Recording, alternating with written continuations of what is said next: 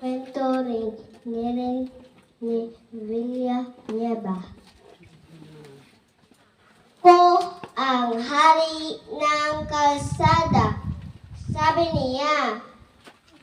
Takot lahat ng jeep at kotse sa kanya.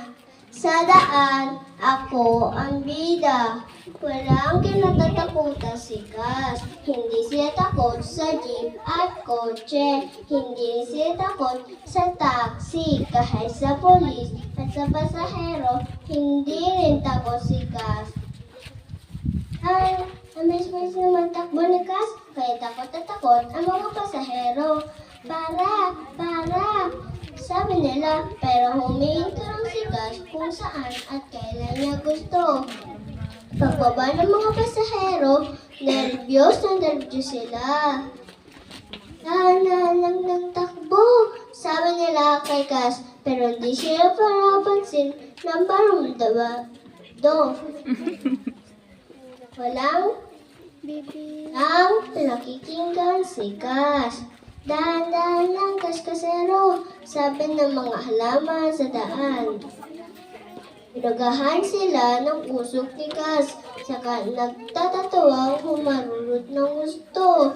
Inubo na inubo ang mga halaman. Pero di man lang lumingon si Gus-Kasero. Sa loob-loob niya, yan na mabuti sa pakromero at mali siyang kumalipas ng takbo. Minsan, kinausap siya ni Ulap. Huwag ka namang bugay ng usok. Hindi pati ilong ni Ulap. Sa dumi ng usok, muntik na siyang mayak. Salbahan talaga si Gus-Kasero. Siya ang gusto ng modo. Kahit ang araw at ang buwan ay walang magawa kay Gus, wala siyang pinakikinggan kahit na sino. Ako ang hari ng kalsada, ang katwiran niya. Magagawa ko kahit anong gusto ko. Isang araw naglasing si Gus. Glug, glug, glug. Inom si Gus. Glug, glug, glug. Pinagilan siya ng ulap at ng araw. Pero hindi pa rin nakinig si Gus-Kasero. Kahit lasing na lasing, naisip pa rin niyang magyabang. At paekes-ekes ang makulong, bumaspas pa rin siya sa gitna ng daan.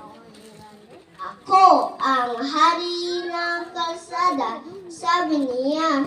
Saka bumusina ng bumusina.